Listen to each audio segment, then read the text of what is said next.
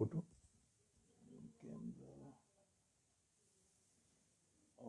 आ गया। शुरू करा? हाँ बोलो। ओम, इधर को करना जरा से। लो। ओम तमादिदेवा पुरुषा पुराणस्तमस विश्वस्य परं निधानं वेत्तासि वेद्यं च परं च धाम तया ततं विश्वमनन्त। आदरणीय बहनों, भाइयों, प्यारे बच्चों, स्वामी विवेकानंद श्रृंखला में आज हमारे प्रवचन का विषय है वाल्मीकि रामायण। स्वामी विवेकानंद ने कैलिफोर्निया में पेसोडोना में शेक्सपियर क्लब में एक व्याख्यान दिया था रामायण नाम से। उसी के आधार पर हम आज की वार्ता चला रहे हैं। इसमें कुछ चीज़ें समझने जैसी हैं। स्वामी जी ने उस किंवदंती का जिक्र किया है कि पहले वे वाल्मीकि जी दस्यु थे, लेकिन अब नहीं माना जाता ऐसा। ये जानने की चीज़ है, क्योंकि लोग अब नाराज़ होते हैं इस बात को सुन के, और कई बार कार्यक्रम बंद करा दिए गए हैं। और हम जब ये देखते हैं वाल्मीकि रामायण में भी कहीं उनको दस्यु कहा नहीं गया है, ना उन्होंने स्वयं स्वीकार किया है, बल्कि उत्तरकांड में उन्होंने स्वयं कहा है अपने श्रीमुख से, मैं प्रचेता ऋषि का 10वां पुत्र हूँ, मैंने जन्म से आज तक कोई भी पाप नहीं किया है, इसलिए मैं साक्षी देता हूँ सीता शुद्ध हैं, आप इन्हें स्वीकार करें। तो जब वाल्मीकि रामायण उनको निष्पाप मान रही है, तो हमें क्या ज़रूरत है हम दूसरे ग्रंथों, दूसरे पुराणों से ये कहें कि वो पहले ये करते थे, वो करते थे। उसको अब लोग लाइक भी नहीं करते हैं। और जो वाल्मीकि जयंती मनाते हैं हमारे वाल्मीकि भाई, वो तो बहुत नाराज़ हो जाते हैं उस पर। तो हम भी उससे छोड़े दे रहे हैं। हमें तो सिर्फ इतना मतलब है कि वाल्मीकि बहुत बड़े ऋषि थे त्रेता युग में, और वो बताओ, और वो भगवान श्री राम के समकालीन थे। ये भी है कि वो भगवान श्री राम के समकालीन थे। तो अल्लाह बैठ जाओ है। यहाँ पर हमें ये चीज़ें ध्यान देने की हैं। ये होती रहेगी वैसे। हाँ, होती रहेगी, आप बोलते रहो। अच्छा, यहाँ ध्यान देने की चीज़ ये है, बासु को धन्यवाद दे दो। हाँ, यहाँ ध्यान देने की चीज़ ये है कि वाल्मीकि जी के आश्रम में नारद जी आए हैं, और नारद जी महाराज से वाल्मीकि जी ने ये कहा है कि आप मुझे किसी महान व्यक्ति का चरित्र बताएं, मैं कुछ लिखना चाहता हूँ। तो वहाँ नारद जी ने भगवान श्री राम का बहुत सुंदर सजीव सचित्र वर्णन किया है, उनके रूप का, उनके सौंदर्य का, उनके अंग विशेषों का, और उनके ज्ञान का, वेदों का, वेदांग का, धर्म की और विधाओं का बहुत विस्तार से वर्णन किया है। इक्ष्वाकु वंश प्रभो रामो नाम जनैश्रुता आदि आदि। तो वाल्मीकि जी ने नारद जी से प्रेरणा लेकर भगवान श्री राम का चरित्र लिखा है। इसको कहते हैं रामायण। अब यहाँ बच्चे भी थोड़े होंगे, बच्चों को ये बताने की चीज़ है, अगर ये प्रश्न आ जाए उनके परीक्षा में रामायण के लेखक कौन हैं, और बच्चे तुलसीदास लिखाएं, तो वो कट जाएगा, जीरो मिलेगा उनको।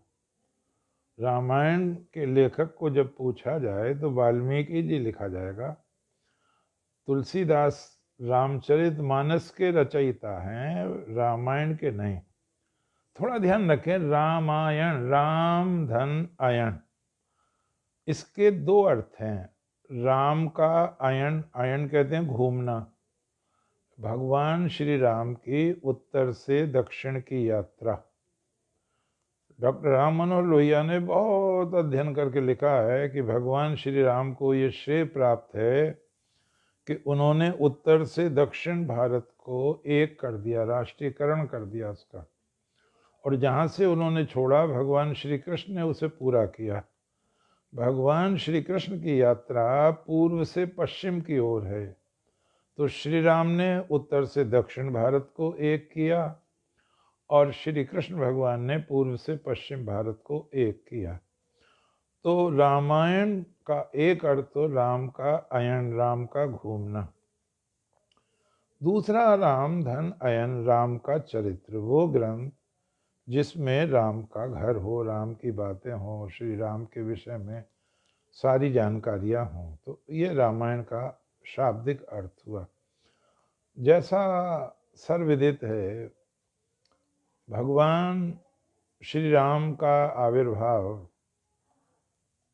अयोध्या में हुआ। अब अयोध्या से संबंधित मंत्र वेद में भी है, लेकिन वो ऐसा नहीं कहेंगे कि वो यही अयोध्या है, दरअसल वो दूसरे अर्थों में है। वेदों में राम नाम भी मिलेगा, सीता का नाम भी मिल जाएगा, आदि आदि, लेकिन इसका ये अर्थ नहीं लगाया जाना चाहिए कि वेदों में श्री राम का वर्णन है। वेदों में नहीं है श्री राम का वर्णन, चूंकि सतयुग पूरा बीतता है, 4,32,000 वर्ष का कलयुग होता है, इससे दुगना कर देते हैं तो 8,96,000 वर्ष का द्वापर होता है, इसे तिगना कर देते हैं तो 12,96,000 वर्ष का त्रेता होता है, कलयुग को चौगुना कर देते हैं तो 17,28,000 वर्ष का सतयुग होता है। तो श्री राम के उस समय होने का प्रश्न ही नहीं है। हाँ, नाम वेदों में मिल जाएंगे, और तो नाम का अर्थ ये नहीं है कि उसमें उस महापुरुष का इतिहास भी मिल जाएगा, क्योंकि वेदों की जब हवन करते हैं, विश्वामित्र हवन करते हैं, वशिष्ठ करते हैं या श्री राम करते हैं, हवन की रक्षा के लिए तो ले ही गए हैं विश्वामित्र, तो वो वेद मंत्रों से ही तो हवन करते हैं, तो इसका मतलब वेद मंत्र पुराने हैं, पहले हैं। अब कहते हैं इदम अग्नये इदम नमम, ये अग्नि के लिए है, मेरे लिए नहीं है, आदि आदि।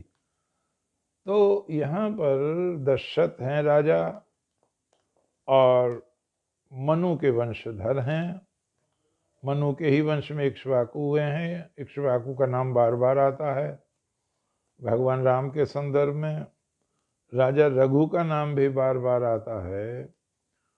एक मुझे बात ध्यान आई, कालिदास जी ने लिखा है रघुवंश में कि एक बार नारद जी आकाश मार्ग से जा रहे थे,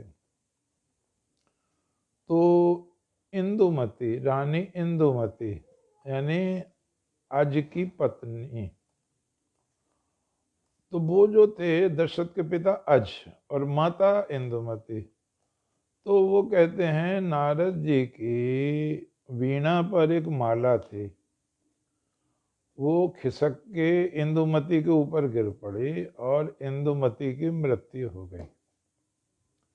मैं बहुत सोचता हूँ ये क्या बात हुई, आगे कोई खुलासा इसका नहीं दिया है। इतना जरूर कहा गया है कि जब फूलों की माला से भी मृत्यु हो सकती है, तो फिर मृत्यु के देवता को और कठिन अस्त्र शस्त्र की कहाँ आवश्यकता है। तो बहुत नाम है उनके, पूर्वज का बहुत नाम है, दिलीप की गोसेवा का बहुत नाम है, बहुत गोसेवक थे, उसी से उनको संतान की प्राप्ति हुई है। कहने का अर्थ वो धार्मिक थे। यहाँ ये बात भी जानने की है कि दशरथ जी के 3 रानियां हैं, कौशल्या हैं, सुमित्रा हैं, कैकेयी हैं। यहाँ भी कुछ लोग कैकेयी को मंझली यानी बीच की बताते हैं, कुछ लोग सुमित्रा को बीच की बताते हैं, और ऐसा भी आता है कि कौशल्या से कभी एक कन्या हुई थी, शांता, और दशरथ जी के मित्र राजा थे, अंग देश के राजा थे, मित्र थे वो उनके, रोमपाद। उनके संतान नहीं हो रही थी, उम्र ढल रही थी। उन्होंने कहा आपकी कोई संतान हो तो प्रथम संतान हमें दे देना। दशरथ जी ने, कहते हैं, वो संतान उनको दे दी, शांता। और शांता वहीं पली वहीं बढ़ी। और शांता का विवाह ऋष्यशृंग से हुआ है। ये एक बड़ी विचित्र बात है बहनों और भाइयों। ऋष्यशृंग के पिता का नाम विभांडक मुनि है। विभांडक मुनि एक प्रयोग करना चाह रहे थे कि एक ऐसा पुत्र तैयार हो जो स्त्री जाति से परिचित ही ना हो, जिसे ये पता ही ना हो स्त्री क्या होती है। तो उन्होंने अपने बेटे को इस तरह पाला एकांत में, आश्रम में, कि उसको कभी स्त्री का दर्शन ही नहीं हुआ। वो जानता ही नहीं था स्त्री क्या होती है। अब विभांडक मुनि एक बार कहीं दूर चले गए थे, तो वहां पे किसी कारणवश अकाल पड़ गया, वर्षा नहीं हुई अंग देश में। तो ज्योतिषियों ने बताया कि यदि ऋषि शृंग के चरण यहाँ पड़ जाएं तो वर्षा हो जाएगी। अब ये पता था कि वो तो ऋषि शृंग को आने ही नहीं देते हैं, चौकसी रखते हैं।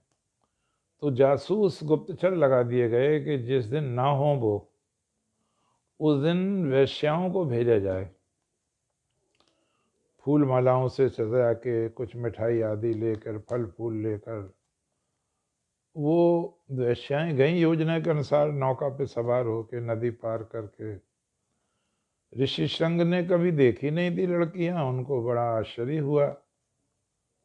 अब उनसे गले मिले तो उन्हें एक विचित्र अनुभूति हुई। उन्होंने कुछ अपने साथ फल फूल, जो मिठाई लाई थी, वो भी खिलाई। और उन्हें ये भी डर था कि विभांडक मुनि आ ना जाएं, तो वो पहले ही उनको बता दिया गया था जल्दी से लौट आना। वो लौट आए। समय पर जब विभांडक मुनि आए तो उनके कान खड़े हुए, ये क्या हुआ है। मालाएं बिखरी पड़ी थीं, कुछ सुगंध भी आ रही थी, ऐसा पैरों के निशान थे, ऐसा लग रहा था यहाँ कुछ लोग आए थे। तो उन्होंने कहा कोई आया था आश्रम में। तो बेटे ने कहा हाँ, कुछ ब्रह्मचारी आए थे। वो तो ये इसी भाषा में बोलता, उसे जानता ही नहीं था स्त्रियों को। और पिताजी वो बड़े कोमल अंग थे, बड़े सुंदर थे, ये था वो था। विभांडक मुनि समझ गए कि कोई योजना ऐसी बनी कि यहाँ स्त्रियों का प्रवेश हुआ है। वो बड़ी देखभाल करते रहे, जासूस भी उधर काम करते रहे।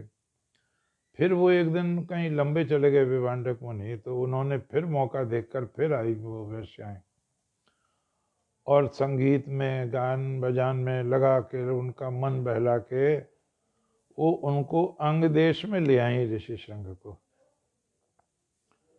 जैसे ही, कहते हैं, ऋषि शृंग के चरण पड़े अंग देश में, खूब वर्षा हुई और लोगों के मन प्रसन्न हो गए। राजा को बड़ी शांति हुई। राजा ने अपनी बेटी यानी शांता का विवाह ऋषि शृंग से करा दिया।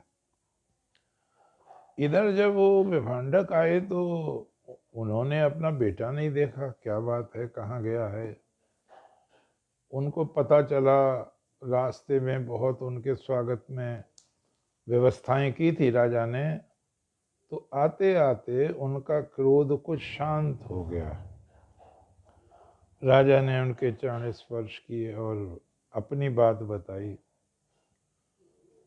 अब विभांडक मुनि ने कहा ठीक है, मैं तो कोई प्रयोग कर रहा था, वो सफल नहीं हुआ। तो वो ऋषि शृंग वो व्यक्ति हैं जो एक ओर तो रोमपाद राजा के दामाद हैं, दूसरी ओर वो दशरथ के दामाद हैं। ऐसा कादम्बरी वगैरह में भी कई बार लेख आया है, चर्चा भी होती रहती है। लेकिन फिर भी शांता बहुत ज़्यादा प्रसिद्ध नहीं हुई है। और यही माना जाता है कि दशरथ जी के राम, लक्ष्मण, भरत, शत्रुघ्न यही चारों पुत्र हैं। और बताया गया कि पुत्रेष्टि यज्ञ करो, उम्र ढल रही थी दशरथ जी की, और पुत्रेष्टि यज्ञ के विशेषज्ञ उस समय ऋषि श्रृंग थे। ऋषि श्रृंग ने बड़े विधि विधान से सारे ऋषि मुनियों को इकट्ठा करके और राज व्यवस्था के अनुसार पूरी की पूरी व्यवस्था करके बड़े विधि विधान से उन्होंने पुत्रेष्टि यज्ञ संपन्न कराया। कहते हैं यज्ञ में से एक पुरुष विशेष निकला, उसके हाथ में बहुत बड़ा थाल था चांदी का, उसमें खीर भरी हुई थी। उसने राजा दशरथ से कहा, ये खीर आप रानियों में बांट दो और इनसे आपको उत्तम संतान की प्राप्ति होगी। राजा ने अहोभाग्य समझा, उनको प्रणाम किया। उन्होंने खीर शकुंतला को, कौशल्या को दी, सुमित्रा को दी, कैकेयी को दी। कुछ अंश उन्होंने जो बच रहा था वो सुमित्रा को दोबारा दे दिया। तो इसलिए सुमित्रा के 2 बच्चे हुए, लक्ष्मण और शत्रुघ्न। कैकेयी के भरत हुए और कौशल्या जी के श्री राम हुए। जब ये थोड़े बड़े होते हैं, किशोर अवस्था में आते हैं, वशिष्ठ के आश्रम में शिक्षा भी पाते हैं, वेद पढ़ते हैं, वेदांग पढ़ते हैं, योग की शिक्षा मिलती है। सामान्य बच्चों की तरह गुरुकुल में रहना पड़ता है, तिनकों की शैया पर सोना पड़ता है, भिक्षा मांग कर लानी पड़ती है, पानी भरना पड़ता है, लकड़ी चीरनी पड़ती हैं, समिधाएं लानी पड़ती हैं। वो एक प्रयोग था प्राचीन भारत का कि शिक्षा में राजा का हो पुत्र या किसी रंक का, वहाँ भेद ना रहे, सब में समानता की भावना विकसित हो। बहुत अच्छा ये प्रयोग था। और जब वो किशोर हुए तो बैठे थे राजा दशरथ, राजसभा लगी हुई थी, गुरु वशिष्ठ भी विद्यमान थे। इतने में ही कौशिक मुनि आए, अर्थात विश्वामित्र जी आए। बड़ा नाम था विश्वामित्र जी का, बहुत तपस्वी थे। वेद में तो गायत्री मंत्र के भी दृष्टा विश्वामित्र हैं। अब ये अनुसंधान का विषय है कि वो ये विश्वामित्र हैं या और कोई विश्वामित्र हैं। बहरहाल गायत्री मंत्र के दृष्टा विश्वामित्र हैं। ये बहुत बड़ी बात है, जानने की चीज़ है ये। ओम भूर्भुवः स्वः तत्सवितुर्वरेण्यं भर्गो देवस्य धीमहि धियो यो नः प्रचोदयात्, 36/3 यजुर्वेद में। तो उन्होंने, जब उनका स्वागत हुआ, उनको अर्घ दिया गया, पैर धुलाए गए, मधुपर्क दिया गया और राजा ने हाथ जोड़कर निवेदन किया, आप बताएं महाराज। तब उन्होंने कहा कि मैंने दीक्षा ले रखी है, मैं शस्त्र नहीं उठा सकता और यज्ञ में विघ्न डाल रहे हैं राक्षस, तो यज्ञ की रक्षा के लिए आप अपने 2 बेटे दे दो मुझे, राम और लक्ष्मण। यहाँ ध्यान देने की चीज ये है थोड़ा सा कि वो लक्ष्मण को ही मांगा राम के साथ, उन्होंने भरत को नहीं मांगा, शत्रुघ्न को नहीं मांगा। जबकि जहां तक मेरा ध्यान है, राम के बाद भरत ही हैं बड़े। लक्ष्मण, शत्रुघ्न, इन दोनों से बड़े भरत हैं और भरत से बड़े श्री राम हैं। तो पता नहीं उन्होंने भरत को नहीं मांगा, लक्ष्मण को मांगा श्री राम के साथ। बंधुओं और बहनों, एक मनोविज्ञान ये भी हो सकता है कि बहुत बड़े ज्ञाता थे अस्त्र के, शस्त्रों के, मंत्रों के, मनोविज्ञान के, तो वो ये समझ गए होंगे कि राम तो शांत प्रकृति के हैं, ऋषि प्रकृति के हैं, अत्यंत सात्विक हैं। तो भरत भी बहुत सात्विक हैं, ऋषि प्रवृत्ति के हैं, कुलपति की योग्यता रखते हैं। तो एक तो गरम चाहिए, एक नरम चाहिए। तो नरम तो राम हो गए, तो गर्म चाहिए जिसमें रजोगुण हो, लड़ने की भावना हो, अन्याय को सहना ना पड़े ऐसी भावना हो। तो इसलिए उन्होंने भरत का वर्ण ना करके लक्ष्मण का वर्ण किया। हम देखते हैं लक्ष्मण जी भरत और राम और शत्रुघ्न से कुछ अलग मनोवृत्ति विचार रखते हैं। यहाँ तक कि जब उनको वनवास होता है तो लक्ष्मण बहुत बिगड़ जाते हैं। वो दशरथ की भी आलोचना करते हैं, कैकेयी की आलोचना करते हैं और कहते हैं मैं मार डालूंगा जो आपके राज्याभिषेक का विरोध करेगा। बहुत कठिनाई से भगवान राम उनको शांत करते हैं। विश्वामित्र जी महाराज ले जाते हैं राम और लक्ष्मण को। दशरथ जी देना नहीं चाहते हैं कि मैं स्वयं चलूंगा। बोले नहीं, आपकी आवश्यकता नहीं है। तब वशिष्ठ जी ने ही कहा जाने दो, मंगल होगा, इससे तुम्हारा मंगल होगा। तो बहुत जिन्होंने पूरा रामायण देख ली कथा, वो जान गए कि ये बहुत अच्छा प्रयोग था। भगवान राम और लक्ष्मण को विश्वामित्र जी ने वो सारी चौकियां दिखा दी जो रावण के अधीन थी। मारीच कहाँ रहता है, सुबाहु कहाँ रहता है, खर कहाँ रहता है, दूषण कहाँ रहता है, ताड़िका कहाँ रहती है। वो पूरा का पूरा भौतिक परिज्ञान भगवान राम को वनवास से पहले ही करा दिया उन्होंने।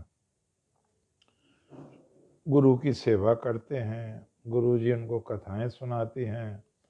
यहाँ विश्वामित्र जी ने उनको बहुत प्रकार के अस्त्र शस्त्र दिए हैं, उनके संधान करने के मंत्रों की भी दीक्षा दी है, बला और अति बला विद्या दी है, भूख प्यास नींद पर नियंत्रण पाने के। इसी तरह रहते रहते राम युवावस्था को प्राप्त हो जाते हैं। यानी 14 वर्ष के वो लाए हैं, अब 11 वर्ष यहाँ हो गए, 25वां वर्ष आ गया। विश्वामित्र ने सोचा अब यज्ञ तो पूरा हो गया, अब मैं बालकों को दशरथ जी को सौंपाऊं। इसी बीच में बहनों और भाइयों, जनक जी का एक संदेश आया, निमंत्रण आया विश्वामित्र जी पर कि यहाँ पुत्रेष्टि यज्ञ कि मैं एक यज्ञ कर रहा हूँ और आपको आमंत्रित कर रहा हूँ। यहाँ बहुत प्यार से समझने की ये चीज़ है कि तुलसीदास जी ने जो स्वयंवर दिखाया है, स्वयंवर नहीं है वहाँ पे जनकपुर में, केवल यज्ञ है। लोग कहते हैं कि उन्होंने दशरथ जी को क्यों नहीं बुलाया। उन्होंने किसी को नहीं बुलाया, किसी भी राजा को नहीं बुलाया था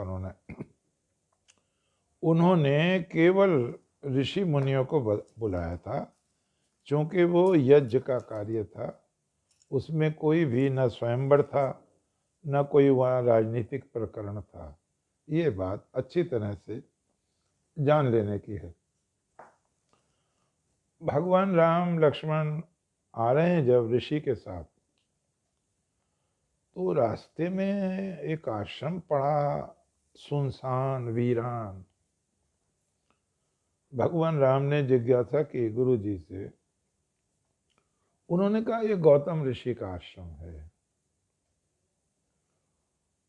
तो बोले यहाँ कोई नहीं रहता। बोले उन्होंने पत्नी को परित्यक्त कर रखा है और वहां आता है पत्नी अदृश्य रहकर तप कर रही थी, प्रायश्चित कर रहे थे। विश्वामित्र जी ने वो कथा बता दी इंद्र संबंधी। श्री राम ने यहाँ 2 तरह के वर्णन है, वह ध्यान से समझें। तुलसीदास जी महाराज ने पत्थर की दिखाई है लिया, यहाँ पत्थर की नहीं है, यहाँ सजीव है, लेकिन छिपी हुई हैं, अदृश्य रूप रहती हैं। एक बात। दूसरी चीज, तुलसीदास जी ने माँ अहिल्या के ठोकर लगवाई है श्री राम से। यहाँ नहीं है ऐसा। यहाँ जब परिचय हो गया, अहिल्या से भेंट हुई भगवान श्री राम की, तो श्री राम और लक्ष्मण दोनों ने माता अहिल्या के चरण स्पर्श किए हैं। ये बहुत प्यार से, ध्यान से समझने की चीज है। और ये चित्रण ज्यादा ऐतिहासिक है, ज्यादा सांस्कृतिक है तुलसी की अपेक्षा। भगवान राम मर्यादा पुरुषोत्तम हैं, वो स्त्री के ठोकर नहीं लगाएंगे, एक बात। दूसरे, वो क्षत्रिय हैं, वो ब्राह्मण हैं। अहिल्या ब्राह्मण है, उनसे वर्ण में भी वो श्रेष्ठ है। फिर उनकी माँ की उम्र की हैं, तो ये वाल्मीकि जी का वर्णन बहुत ज्यादा प्रभावित करता है और संस्कृति का सही दिग्दर्शन कराता है। भगवान श्री राम ने पैर छुए और उन्होंने आशीर्वाद दिया। ये भी जानना चाहिए कि अहिल्या का पुत्र जवान वो पुरोहित हैं राजा जनक के, शतानंद जी उनका नाम है। जब बच्चों को लेकर वो पहुंचे तो यज्ञ में तो केवल ऋषि को ही बुलाया था। उन्हें लगा ये बच्चे कौन आ गए जनक जी को। अब बच्चे तो बहुत सुंदर थे, बहुत आकर्षण था, बहुत सम्मोहन था। तो उन्होंने पूछ ही लिया कि ये बालक कौन है गुरुजी। तो उन्होंने कहा दशरथ के पुत्र हैं, ये राम है, ये लक्ष्मण है, मैं यज्ञ की रक्षा के लिए इनको मांग कर लाया था। आपका निमंत्रण आ गया तो इन्हें भी साथ में ले आया। जनक जी बहुत प्रसन्न हुए, बहुत कृपा की। इसी बातचीत के संदर्भ में ये प्रसंग आया कि मेरी एक बेटी है जो मुझे हल जोतते पर भूमि के अंदर से मिली। सीता का अर्थ भी जुती हुई भूमि है। मैं जब हल जोत रहा था तो ये एक ध्यान देने की चीज है, वेद में एक मंत्र है कि जो हल ना जोते वो हमारा राजा ना बने। इसका अर्थ ये है, वैदिक युग में अवसर विशेष पर राजा भी हल चलाकर खेती करते थे। ये बहुत बड़ा पॉइंट है, इसको जानना चाहिए, इसको समझना चाहिए। वो स्पष्ट कहते हैं जो हल ना जोते वो हमारा राजा ना बने। ये भी कहा है चोर और दुष्ट और हिंसक व्यक्ति हमारा राजा ना बने। ये संस्कृति की रूपरेखाएं हैं, इन्हें जानना चाहिए। जब मैं हल चला रहा था तो देखा तो जो भूमि, हल से जो भूमि की जुताई हुई, जो लकीर उपजी, उसमें एक बच्ची रो रही है। मैं उस बच्ची को घर ले आया, उसका नाम ही सीता रखा। सीता का अर्थ ही लकीर है, भूमि, जुती हुई भूमि। मैंने उसको पाला और मन ही मन मैंने ये संकल्प कर लिया कि मैं सीता का विवाह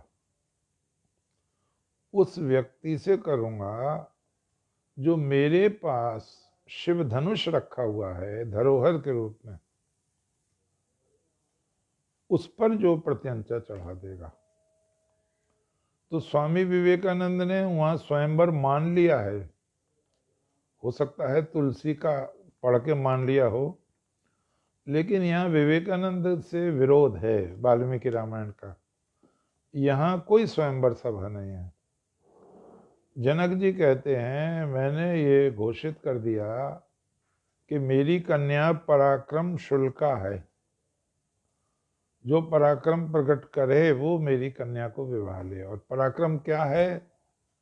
शिव धनुष, जो बहुत प्रचंड धनुष है, जिस पर प्रत्यंचा चढ़ाना आसान नहीं है। जो भी व्यक्ति इस पर प्रत्यंचा चढ़ा देगा मैं उसे पराक्रमी समझूंगा और अपनी कन्या का विवाह उसके साथ कर दूंगा। जनक जी स्वयं ही कहते हैं, राजा लोग आते थे, बहुत राजा लोग आए, कोई भी प्रत्यंचा चढ़ाने में सफल नहीं हुआ। तो एक बार वो सारे राजाओं ने क्रुद्ध होकर मुझ पर आक्रमण कर दिया और बहुत दिनों तक वो घेरा लगाए रखे, चारों ओर से घेर लिया जनकपुरी को। मैंने भगवान शंकर की आराधना की। भगवान शंकर ने दिव्य सैनिक भेजकर उन राजाओं को भगाया। यहां मैं आपसे और बारीक चर्चा करने वाला हूं। मैं रजनीश को सुन रहा था एक दिन इस संदर्भ में, और ये रामलीला में कहीं कहीं दिखाया भी जाता है कि जब रावण धनुष उठा रहा था, उठाने वाला था, उठाया नहीं था अभी, तभी आकाशवाणी हुई, रावण तुम्हारी लंका में आग लग गई है, और वो छोड़ के चला गया। ऐसा वाल्मीकि रावण में बिल्कुल भी नहीं है, कतई नहीं। न उसमें रावण का जिक्र है, न बाणासुर का जिक्र है। तुलसीकृत रामायण में बाणासुर और रावण का बहुत बड़ा संवाद पाया जाता है। ये थोड़ा अंतर भी मैं आप लोगों को समझा रहा हूँ, बच्चों को। बुजुर्ग तो जानते हैं, मैं बच्चों को समझा रहा हूँ। तो उन्होंने कहा कोई राजा फिर सफल नहीं हुआ और मैं निराश हो चला हूं कि पुत्री का विवाह होगा भी या अविवाहित रह जाएगी। विश्वामित्र जी ने कहा कि वो धनुष हमें दिखाओ राजन, कहाँ है। सेवकों को आज्ञा हुई। अंदर महल में था, वो संदूक में बंद था। संदूक को बहुत से लोग खींच कर लाए, उसका ढक्कन खोला गया तो वो धनुष बहुत बड़ा निकला, काफी बड़ा निकला। विश्वामित्र जी ने, विश्वामित्र और अगस्त और उधर भारद्वाज, ये अस्त्र शस्त्रों की बहुत बड़े ज्ञाता थे। और ध्यान देने की चीज है, हम गांधीवाद में समझ नहीं पाते इस बात को। अहिंसा की अति कर दी थी गांधी, विनोबा वगैरह ने, हम उसको समझ नहीं पाते। ये जो योद्धा बनाते थे, जो राम को बनाते थे योद्धा, कृष्ण को योद्धा बनाते थे, भीम को, अर्जुन को, ये ब्राह्मण ही तो थे सारे के सारे। ब्राह्मण लोग ही अस्त्र शस्त्र की शिक्षा दिया करते थे क्षत्रियों को, और समय पर वो स्वयं भी धनुष धारण करते थे, जैसे परशुराम है, युद्ध भी करते थे आवश्यकता पड़ जाए तो। उन्होंने परशुराम, विश्वामित्र जी बहुत बड़े धनुर्वेदज्ञ थे। उन्होंने धनुष को देखकर प्रथम बार ही समझ लिया तकनीक उसकी। आप देखते हैं कितना बड़ा ट्रक होता है या कोई वाहन, और आप तरकीब बता दो उसको, एक लड़का चला देगा, चाहे जितना वजन हो उसमें। तकनीक, तो धनुष की तकनीक भी समझनी थी। विश्वामित्र जी ने कहा इसे उठवाऊं मैं बच्चे से, प्रत्यंचा भी चढ़वाई देता हूं। राजा जनक को बड़ा आश्चर्य हुआ, वो तो राम लक्ष्मण को बड़ा कोमल समझ रहे थे। तो विश्वामित्र जी ने कहा, राम धनुष को देखो। श्री भगवान ने कहा, गुरुजी देख लिया। देख लिया का मतलब समझ लिया। वैष्णव धनुष अलग होता था, शैव धनुष अलग होता था। ये शैव धनुष था, वैष्णव धनुष नहीं था। और शैव धनुष की सारी जानकारियां विश्वामित्र को भी थी, उन्होंने श्री राम को भी दी थी। तो देख लिया का मतलब समझ लिया। निकालो संदूक में से, उठाओ उसको। श्री राम ने धनुष को निकाला संदूक में से, उसको झुकाकर जब वो प्रत्यंचा बांध रहे थे तो बीच में से दोनों ओर से टूट गया, जोड़ा जाता था धनुष को, 2 टुकड़े हो गए उसके, इधर का उधर का। और कहते हैं उसको बड़ा भयंकर शब्द हुआ,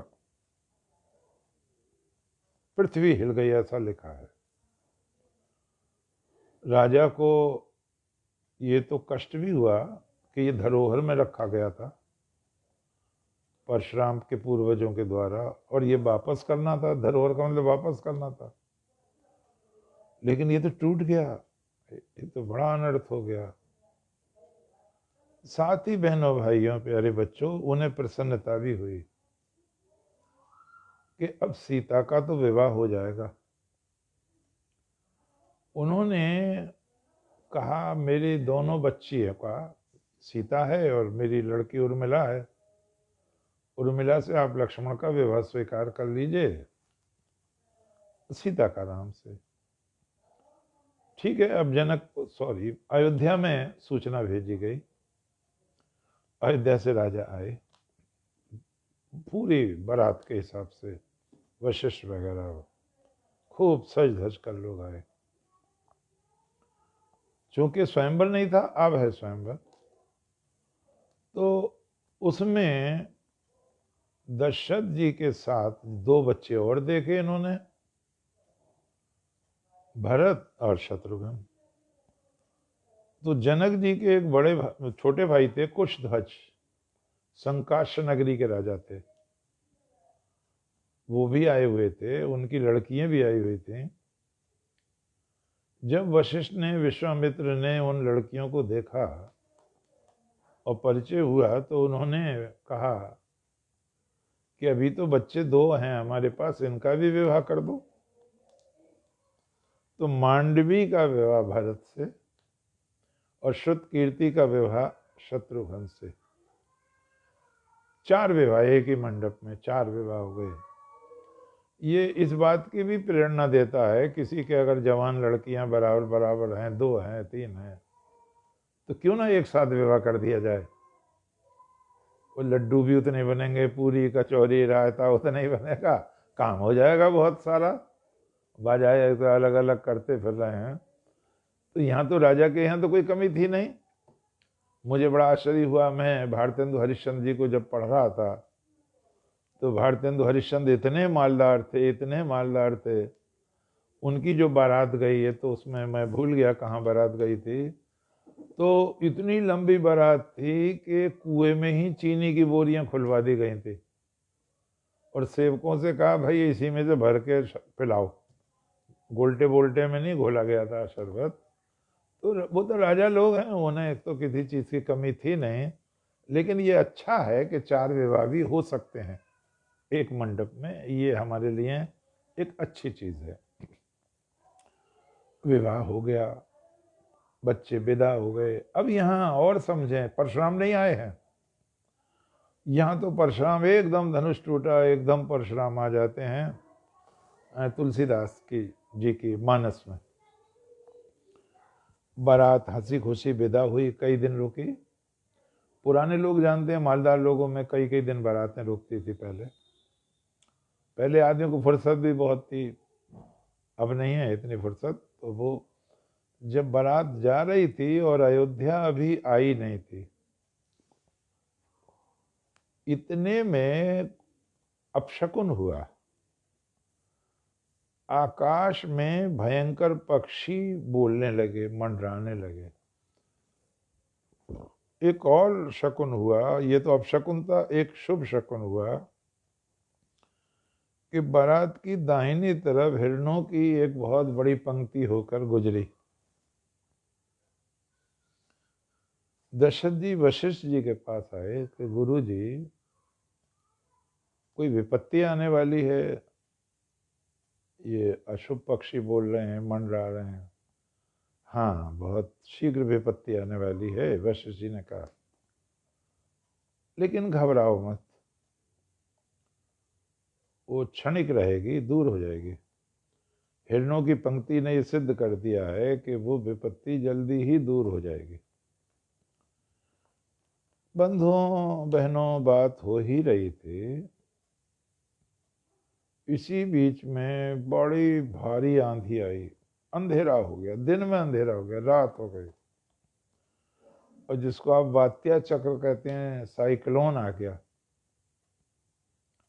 बारात अस्त व्यस्त हो गई। कोई घोड़े पे से गिर पड़ा, कोई पैदल गिर पड़ा, कोई कैसे गिर पड़ा, बड़ी अव्यवस्था हो गई। जितने वहाँ खीर पूरी लड्डू खा के आए थे, सबकी हालत यहाँ बिगड़ गई, धूल ही धूल हो गई, दिखता कुछ नहीं था, बड़ा भयंकर वातावरण हो गया। कुछ ही देर में वो शांत हुआ। तो दूर से देखा तो कोई अग्नि पुरुष चला रहा है, बड़ा दिव्य तेजधारी, और ये हैं भगवान परशुराम। धनुष है, बाण है, हाथ में फरसा है, ऋषियों का वेश है। वो बहुत दूर रहते थे परशुराम जी, महेंद्र पर्वत पर रहते थे, बहुत दूर था वहां से। उनको पता चला तो जनकपुर आए होंगे वो, पहले जनकपुर से पता चला बारात तो चली गई है। तो उनकी भेंट यहाँ हुई है। यहाँ ये भी ध्यान देने की चीज है, विश्वामित्र जी चले गए थे वहीं से, जनकपुर से, वो अयोध्या नहीं आए थे। तो परशुराम जी ने वशिष्ठ जी को प्रणाम किया ज्येष्ठता क्रम से, शेष लोगों ने परशुराम जी को प्रणाम किया। जब श्री राम प्रणाम करने आए परशुराम को, तो उन्होंने बहुत ध्यान से देखा श्री राम को। परशुराम जी ने, उन्होंने कभी भी इतना सुंदर बालक नहीं देखा था परशुराम ने। अद्भुत स्थिति हो गई उनकी, वो भूल गए कुछ, क्या मुझे कहना था, क्या करना था, देखते ही रह गए वो। श्री राम ने हाथ जोड़कर कहा, आप मुझे पूछ रहे थे? तब उन्हें ध्यान, हाँ तुम राम हो ना? हाँ राम हो, मैं राम हूं। तुमने धनुष तोड़ा है। अब भाई असली बात, तोड़ना तो नहीं था, वो प्रत्यंचा चढ़ानी थी, टूट गया, मुझे पता नहीं था। इतना बल है तुम्हारी भुजाओं में। प्रभु ने कहा, आपके चरणों का प्रताप है। तब उन्होंने कहा, दशरथ जी कुछ विनय करना चाहते थे, उन्होंने दशरथ जी की बात नहीं सुनी। एक तरह से दशरथ जी को अपमानित सा कर दिया। और दशरथ जी ने वशिष्ठ जी से कहा, मैंने वृद्धावस्था में आपके देखते देखते 4 बालक पाए हैं, एक का भी अनिष्ट हो गया तो मैं जीवित नहीं जाऊंगा अयोध्या। बात भी ठीक थी, राम से बहुत स्नेह भी था, और सामने परशुराम खड़े हैं जो क्षत्रियों के चिर प्रतिद्वंदी हैं। स्थिति बड़ी विकट हो गई। परशुराम जी ने ये कहा, राम मेरे पास विष्णु धनुष है। एक बार देवताओं में ये जिज्ञासा हुई कि शिव धनुष अधिक बलवान है या विष्णु धनुष। तो दोनों देवताओं में भयंकर संघर्ष हुआ, बहुत समय तक चलता रहा। और तब वैष्णव धनुष की जीत हुई, विष्णु की जीत हुई। तो तुम जो धनुष तोड़कर आए हो वो शिव धनुष है, मेरे पास जो धनुष है वो उससे भी ज्यादा शक्तिशाली है। तुम इस पर प्रत्यंचा चढ़ाओ, फिर मैं तुम्हें इस योग्य समझूंगा कि तुमसे द्वंद्व युद्ध किया जाए। माफ करने की बात नहीं आ रही है, तुमसे द्वंद्व युद्ध किया जाए, तुम्हें दंड दिया जाए शिव धनुष तोड़ने का। श्री भगवान ने बहनों, भाइयों, बुजुर्गों, वो धनुष ले लिया परशुराम जी के हाथ से, प्रत्यंचा बांध ली उस पर, बाण भी उस पर चढ़ाया। और परशुराम जी से उन्होंने ये कहा, भगवान श्री राम ने, मैंने कहा भगवान बहुत शांत हैं, ऋषि तुल्य हैं भगवान राम, क्रोध नहीं आता है। उन्होंने कहा, देखो विप्रवर परशुराम जी महाराज, एक तो आप ब्राह्मण हैं, हमारे पूज्य हैं, दूसरे आप हमारे गुरु विश्वामित्र जी के संबंधी हैं। विश्वामित्र की बहन सत्यवती दादी हैं परशुराम की, ये रिश्ता है। तो भगवान राम ने वो भी कहा, एक तो आप ब्राह्मण हैं, पूज्य हैं, दूसरे आप हमारे गुरु जी के रक्त संबंधी हैं, इसलिए भी हमारे पूज्य हैं। आप अकारण ही हमारे पिता का अपमान कर रहे हैं और हमें शक्तिहीन समझ रहे हैं। हम शक्ति का प्रयोग कर नहीं रहे हैं, क्योंकि शक्ति के प्रयोग की यहाँ आवश्यकता ही नहीं है। आता है, विद्या विवादाय धनम मदाय च शक्ति परिश्राम परिपीडनाय खलस साधोर विपरीत में तत् ज्ञानाय दानाय च रक्षणाय। विद्या विवाद करते हैं दुष्ट लोग, वो पर आ जाते हैं।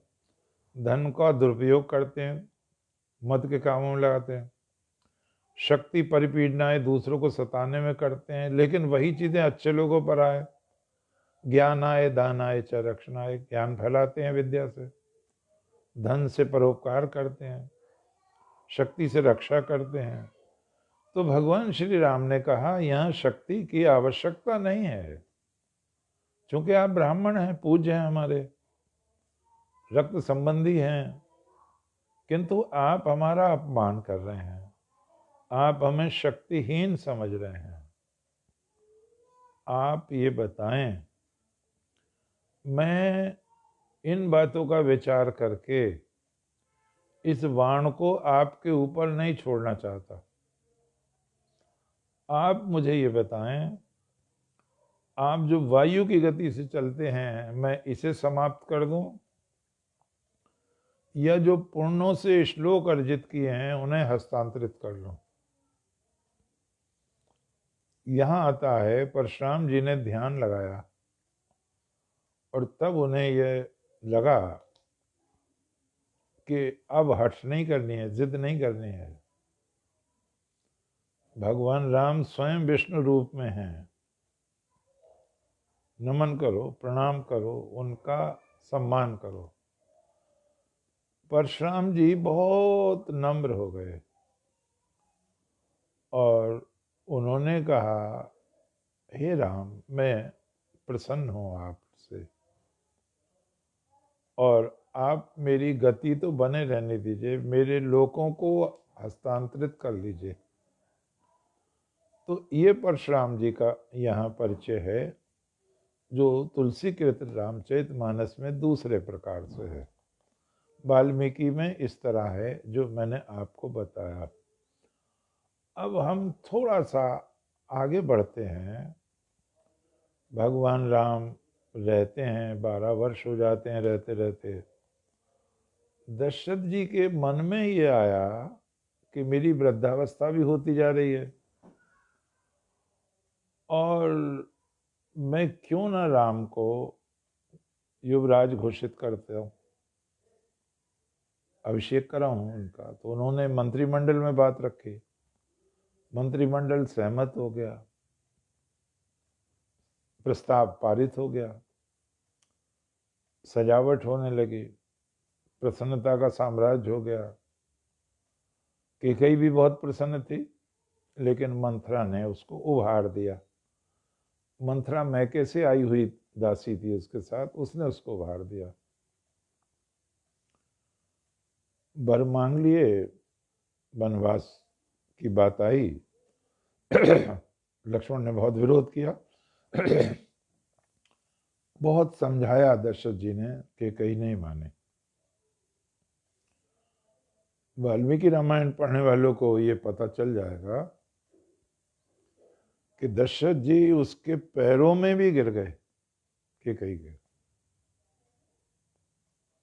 जब वो नहीं माने तो उन्होंने कहा, अग्नि और देवताओं को साक्षी करके मैंने तुझे पत्नी रूप में स्वीकार किया था।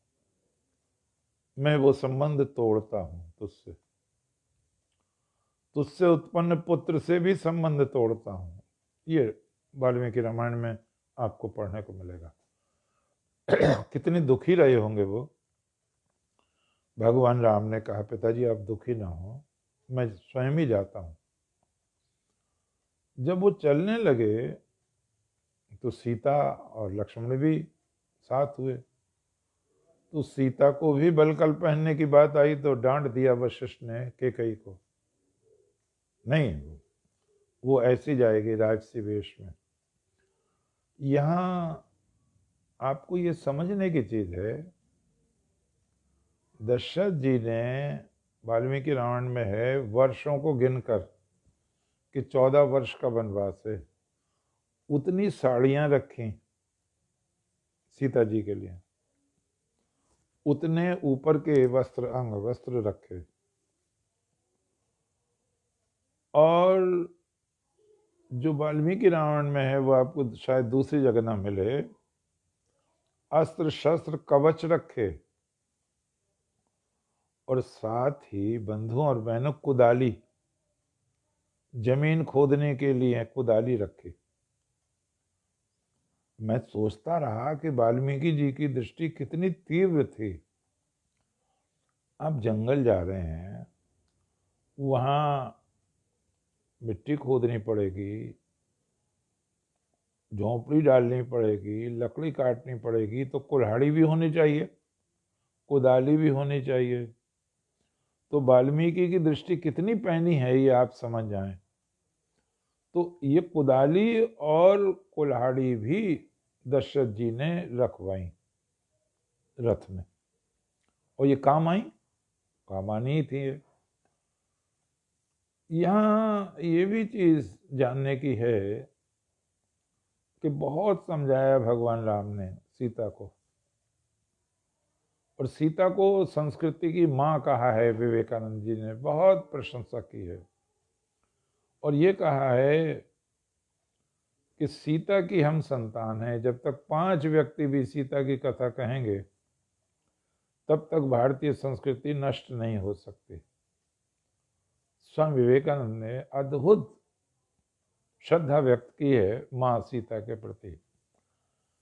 सीता ने एक बात कही है जो मैं आपसे कहना चाहता हूं भगवान राम से, मैं आपकी तपस्या में बाधक नहीं बनूंगी, मैं ब्रह्मचर्य पूर्वक ये वनवास की अवधि बिताऊंगी। बहुत बड़ी बात, ये जानने की चीज है, इसको लोग बताते भी नहीं है, उन्हें हो सकता है उन्हें पता ना हो। वाल्मीकि जी कहते हैं, सीता कहती है मैं ब्रह्मचर्य पूर्वक आपके साथ वनवास बिताऊंगी। बहुत बड़ी बात, कमाल कर दिया है, कैसा तपस्या। यानी पत्नी और पत्नी संग हैं, लेकिन कोई भोग नहीं, कोई विलासिता नहीं, कोई काम की गंध नहीं है। और कितने वर्ष, कितने समय तक, कहते हैं 14 वर्ष में 14 महीने कम रह गए थे, तब भगवती सीता का हरण हुआ था। आगे हम चलें, थोड़ा सा वनवास हो जाता है, शूर्पणखा आ जाती है, उसके नाक कान कटते हैं, रावण को उत्तेजित करती है। रावण सीता का हरण करने साधु के वेश में आता है, सन्यासी के वेश में। स्वामी विवेकानंद ने एक बात कही है रामायण भाषण में, जो उन्होंने कैलिफोर्निया में पैसोडोना में शेक्सपियर क्लब में कहा था 31 जनवरी 1900 को, कि राम मर्त्यों में यानी मानवों में सबसे अधिक शक्तिशाली थे। तो रावण की हिम्मत थी तो नाक कान कटने पे स्वयं आता, राम से झगड़ा करता, सीता को ले जाता ना ले जाता तब पता चलता, लेकिन वो चोर की तरह आया, चोर की तरह आया और सन्यासी के वेश में आया। सीता जी के विषय में यहाँ जरूर ये कहा जाएगा कि इतनी विदुषी होते हुए भी मारीच जो सोने का हिरण बन गया था उसके प्रति वो मुग्ध हो गई, आसक्त हो गई और भगवान राम को उन्होंने विवश कर दिया। और यही सीता जी की विपत्तियों का कारण बना। महाभारत में बहुत स्पष्ट आया है कि असंभव है हे मृग, सोने का मृग होना असंभव है। राम भगवान है, सीता विदुषी है, लेकिन काल जब विपरीत होता है तो बुद्धि वैसी ही हो जाती है। तो सीता की बुद्धि वैसी ही हो गई और इनका बहुत कठिन वो परिणाम भुगतना पड़ा। यहाँ एक चीज बहुत बारीक समझने की है, रावण संन्यासी के वेश में आया। तो गीता की एक विशेषता है, जब भगवत गीता पे बोलेंगे तो रखेंगे इन चीजों को। भगवत गीता की एक विशेषता है, वो पुराने शब्दों में नए अर्थ भरती है। भगवान श्री कृष्ण ने संन्यासी की परिभाषा को नया रूप दिया जो पहले नहीं था। संन्यासी का मतलब गेरुआ वस्त्र हो, माला हो, तिलक हो, मुंह में जप करता हो, आदि आदि, कमंडल हो। भगवान ने इसको मना कर दिया। श्री कृष्ण महाराज ने गीता के 5वें अध्याय में वो कहते हैं, गेयः सन्नित्य संन्यासी यो न द्वेष्टि न कांक्षति। हे अर्जुन, वो व्यक्ति नित्य संन्यासी है, चाहे उसके कपड़े कैसे हों, चाहे वो गृहस्थी क्यों ना हो, वो नित्य संन्यासी है जो किसी बात की इच्छा नहीं रखता और किसी से भी द्वेष नहीं करता। वो नित्य संन्यासी है। कपड़े देख कर के ठगे मत जाओ, क्योंकि भगवान श्री कृष्ण के सामने ये समस्या आ गई थी कि भगवती सीता का हरण रावण ने इसी रूप में किया था। आज हम इसको यहीं विराम देते हैं। आज स्मिता जी भी किसी कार्य से अलग थलग हैं और लैपटॉप पर भी ये व्यवस्था नहीं हो पाई। मैं देखने वाले, सुनने वाले सभी भाई बहनों को, बुजुर्गों को, बच्चों को यथा योग नमन, प्रणाम, आशीर्वाद देता हूँ। और इस कथा का अगला भाग हम 23 तारीख को, बुधवार को आगे बढ़ाएंगे, क्योंकि अभी ये काफ़ी शेष है। बहुत बहुत बहुत बहुत धन्यवाद। कुछ आ तो ना जल्ला सुन देख। ऐसे तो इसमें आशा पांडे जी ऑनलाइन जी बस जी जी आ गया सर, बहुत वैसा कुछ ना आ रहा। चलो तो बस जी बहुत खूब।